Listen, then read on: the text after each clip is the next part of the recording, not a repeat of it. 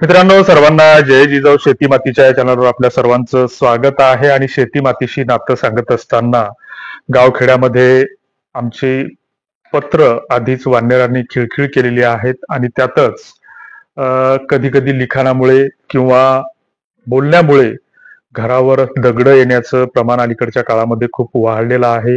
या सर्व गोष्टींची जाणीव ठेवत असताना काल परवा घाबरत घाबरत आम्ही एक महाराजांविषयी एक व्हिडिओ बनवला आणि असं वाटलं की नेहमीसारखी आता दगड येतील, परंतु झालं उलट की त्याच्या खाली ज्या काही 100-200 कॉमेंट्स आल्या तर त्या अतिशय सकारात्मक होत्या. आणि जो काही कथित संप्रदाय असेल तर त्या कथितांनी त्यावर आता विचार करण्याची वेळ आलेली आहे किंवा गरज निर्माण झालेली आहे असं आम्हाला वाटतं. की इंदोरीकर महाराजांविषयी जे काही राज्यभर टीका टिप्पणी होत असताना आणि अजूनही तो विषय ताजा वाटत असताना याचं एक प्रमुख कारण म्हणजे सध्या आता कुठलं तरी राजकीय भानगड किंवा घोटाळा समोर आलेला नाही. पार्थ पवारचं जे काही प्रकरण समोर आलं होतं तर ते थोडंसं थंड पडलं आणि माध्यमाला आता चर्चेसाठी दुसरा विषय नसल्यामुळे सातत्यानं इंदोरीकर महाराजांचा विषय हा माध्यमांवरती जास्त प्रमाणामध्ये फ्लॅश केला जातो. आणि हे करत असताना किंवा हे होत असताना त्यातच इंदोरीकर महाराज यांनी जे काही त्यांच्या मुलीच्या साखरपुड्यामध्ये जे काही खर्चाचा जो काही त्या अनुषंगाने त्यांच्यावर जी काही टीका होते आहे, तर वास्तविक ते महाराज म्हटल्याच्या नंतर दुसऱ्या तिसऱ्या दिवशी त्यांनी पत्रकार परिषदेमध्ये किंवा एखाद्या माध्यमांसमोर जर सांगितलं असतं किंवा खर्च करू नाही तर केला, परंतु हे करत असताना कुठेतरी स्त्री हट्ट, बाल हट्ट, राजहट्ट ह्या गोष्टी पाळाव्या लागतात. आणि त्याच्या पुढे आम्ही जरी लोकांना ज्ञान सांगत असलो तर त्याच्या पुढे आम्हाला नमतं घ्यावं लागलं. ही गोष्ट जर त्यांनी प्रामाणिकपणाने कबूल केली असती तर कदाचित तो विषय तिथेच थांबला असता. मात्र जे काही महाराज आहेत तर हे थोडस एक वेगळं रसायन आहे. आणि त्यांनी सुरुवातीला जरी फेटा ठेवण्याची भाषा केली असली तर तो एक प्रकार होता की भावनिक ब्लॅकमेल करण्याचा, की जेणेकरून लोक कुठंतरी आपल्याला प्रतिसाद देतील, पुन्हा विनवणी करतील की महाराज गयावया करतील की तुम्ही फेटा खाली ठेवू नका, तुमची समाजाला मोठ्या प्रमाणामध्ये गरज आहे. कारण समाजाच्या जडणघडणीमध्ये जे काही वारकरी संप्रदायाचं खूप मोठं योगदान राहिलेलं आहे. कीर्तन, भजन, दिंड्या, वारकरी या माध्यमातून जी काही समाजाची जी काही जडणघडण अजून टिकून आहे तर ती वारकरी आणि संतांच्या महामानवांच्या विचारावरच ती टिकून आहे. अलीकडे जी काही दुसरीच एक संस्कृतीचा जो काही थैमान किंवा हैदोस घातला जातोय देवधर्माच्या नावाखाली, जो काही उन्माद घातला जातोय, तर ती आपली कधीही संस्कृती नव्हती, ना भविष्यात राहणार आहे. आणि ज्यांनी ज्यांनी त्या संस्कृतीचा स्वीकार केला तर ते अधोगतीकडेच गेलेले आहेत. याची अनेक उदाहरणं आहेत. तथागत गौतम बुद्धांपासून संतांचे विचार सुरू आहेत. गौतम बुद्धाचा वारसाच, विचारांचा वारसाच आमच्या संत महामानवांनी सांगितलेला आहे. आणि ते विचार जिवंत ठेवत असताना संतांनी आमच्या हयाती घातलेल्या आहेत. आणि ती परंपरा अलीकडच्या काळामध्ये जिवंत ठेवण्याऐवजी आमच्या काही कथित महाराजांनी, बुवा महाराजांनी या कीर्तन परंपरेला धंद्याचं स्वरूप आणलं. आणि काही विशिष्ट गटांनी संत आणि महामानव हे स्वतःचे कॉपीराईट करून ठेवलेले आहेत. याचा अनुभव आम्हाला इंदोरीकर महाराजांचा आमच्या वाशिम जिल्ह्यात रिसोड तालुक्यामध्ये 2011 साली एप्रिल महिन्यामध्ये विठ्ठल मंदिरात कीर्तन होतं. आणि त्या ठिकाणी त्यावेळेस कीर्तन असताना कीर्तनाच्या 4-5 दिवस आधी मी एक देशोन्नतीमध्ये पाक्षिक सदर लिहित असताना एक लेख लिहिला होता की हल्ली बुका लावून तुका सांगणे, काही लोकांचे धंदे झाले आणि खरा ज्ञाना तुका गेल्याच्या नंतर सारेच कसे लफंगे झाले, हे त्या लेखाचं शीर्षक होतं. जे शीर्षक होतं ते किशोरबरीच्या विडंबनात्मक कवितेचं शीर्षक आम्ही ते घेतलं होतं. आणि त्याच्या खाली कलियुगी संत झाले फार भगवेची श्वान किंवा डोळे झाकुनी करती पाप, कथेचा विक्रय वगैरे अभंगाचे संदर्भ आम्ही त्या लेखामध्ये दिले होते. आणि अलीकडच्या काळामध्ये संतच्या नावाखाली जे काही कीर्तनकार आहेत तथाकथित, तर ते कसे फिया घेतात, कसे बिदागी घेतात, 5,000 पासून 50,000 पर्यंत कसे पैसे घेतात याबद्दलचं ते विश्लेषण होतं.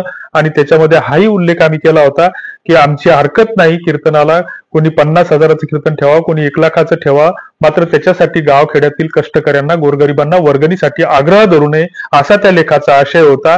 मात्र काही कथित मंडळींनी तो लेख ज्यावेळेस दोनदा वाचला त्याच्यामध्ये आक्षेप घेण्यासारखं काहीच नव्हतं. मात्र एक वाक्य त्यांनी त्याच्यातलं हेरलं आणि हेरल्याच्या नंतर त्याच्यामध्ये ते वाक्य असं होतं की अशा भोंदू संतांवर तुकाराम महाराजांनी अतिशय प्रखर आणि बोचऱ्या शब्दामध्ये टीका केली. हे वाक्य त्यांनी घेतलं आणि शब्दांचा किस पाडणाऱ्या त्या मंडळीचा आम्हाला फोन आला आणि फोन आलेला असताना तुम्ही बोचरे हा शब्द जाणीवपूर्वक वापरून तुकाराम महाराजांचे अभंग हे बोथट असल्याचे, धार नसलेले असल्याचं तुम्ही यातून सिद्ध केलंय. आमच्या तमाम लोकांचा अपमान केला.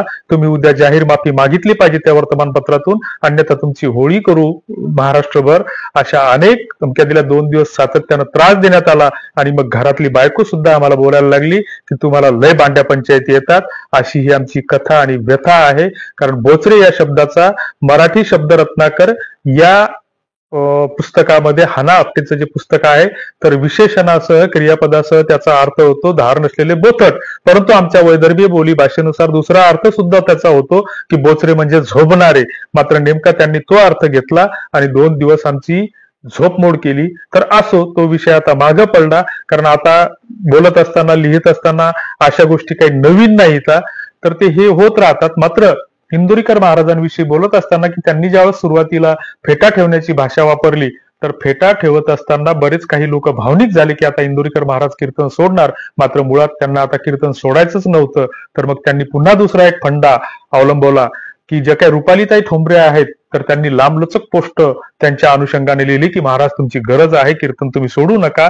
वास्तविक ही जी आहे आता हल्ली जी कीर्तनकारांची जी काही संभावना केली जाते, तर जे काही कीर्तनकारांच्या संदर्भात जे काही कीर्तन कसं असावं याबाबत जे काही वारकरी संस्थांची किंवा जे काही नियमावली आहे, तर त्या नियमावलीला धरून बरीच लोक वागत नाहीत. आम्ही सर्वांबद्दल बोलत नाही, मात्र त्याला काही अपवाद आहेत तर त्यांच्याबद्दल बोलतोय. आणि मग कीर्तन आणि राजकारण हा सध्या हल्लीच्या काळामध्ये धंदा झालेला आहे की असं म्हणतात की politics is the game of scoundrel, राजकारण हा बदमाशीचा नाही तर बदमाशांचा खेळ झालेला आहे, असंही म्हणायला आता हरकत नसावी.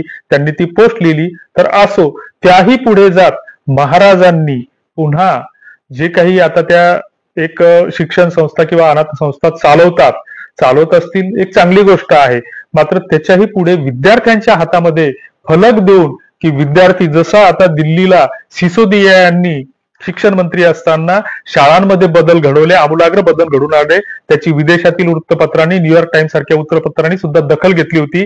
त्या सिसोदियाला ज्यावेळेस इथल्या सरकारी व्यवस्थेने जेलमध्ये पाठवलं कुठलंही कारण नसताना, तर त्यावेळेस त्या शाळेचे विद्यार्थी फलक हातात घेऊन सिसोदियांच्या बाजूने असे बोलत होते की सिसोदिया वी मिस यू. मात्र त्या शाळांवर तिथल्या काही प्रशासनाने गुन्हे दाखल करण्याचे प्रकार केलेले आहेत.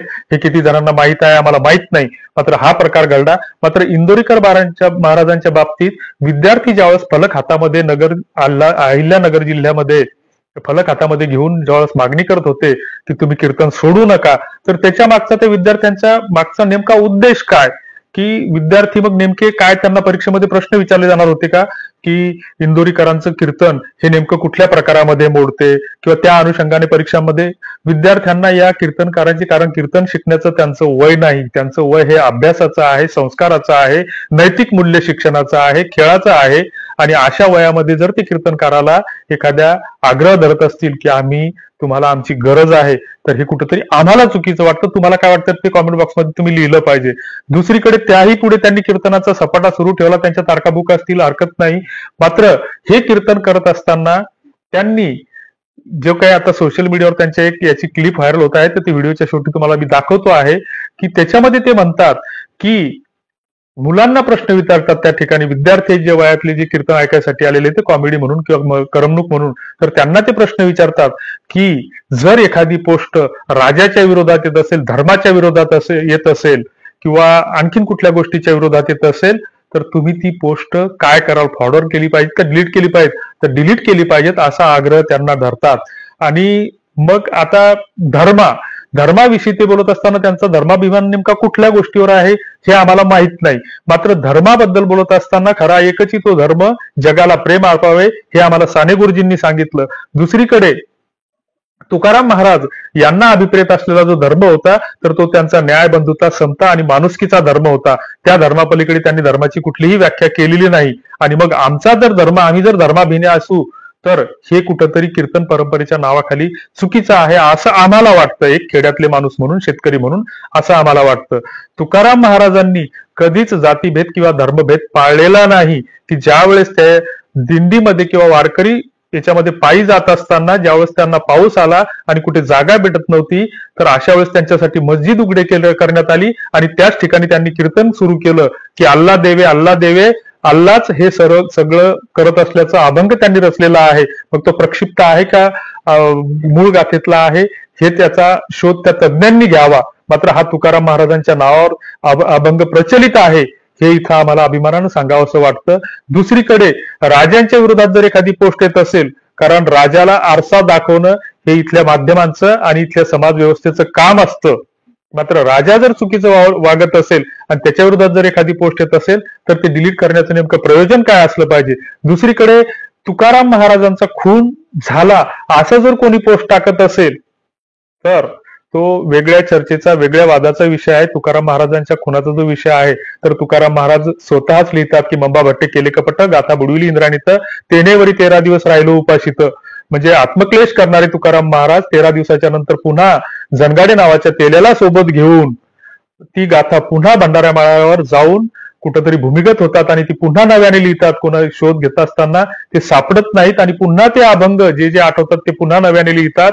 हे अनेक वेळा आजवर सिद्ध झालेलं आहे. आणि आपण जर कीर्तनाच्या माध्यमातून म्हणत असू की तुकाराम महाराजांची गाथा तरंगली आणि त्यांचा खून झाला नाही झाला हा वेगळ्या वादाचा विषय आहे. मात्र जे शिमग्याला किंवा फाल्गुन अमावस्येला धुरोड्याच्या दिवशी ते गायब झाले तर ते नंतर सापडले नाही आणि सापडले नाही तर त्यांनी आधीच लिहून ठेवलं होतं की घेऊन या कोलीत करतील माझा घात. हे तुकाराम महाराजाला कळून चुकलं होतं आणि तुकाराम महाराजाला तत्कालीन व्यवस्थेनं जे काही हाल केले तेच हाल ज्ञानेश्वरांचे केले आणि जे काही संत महामानव होऊन गेले तर त्यांच्या वाट्याला असे हाल आलेले आहेत हे प्रचलित प्रस्थापित व्यवस्थेकडून, तत्कालीन व्यवस्थेकडून. आणि आताही ही व्यवस्था बदललेली नाही.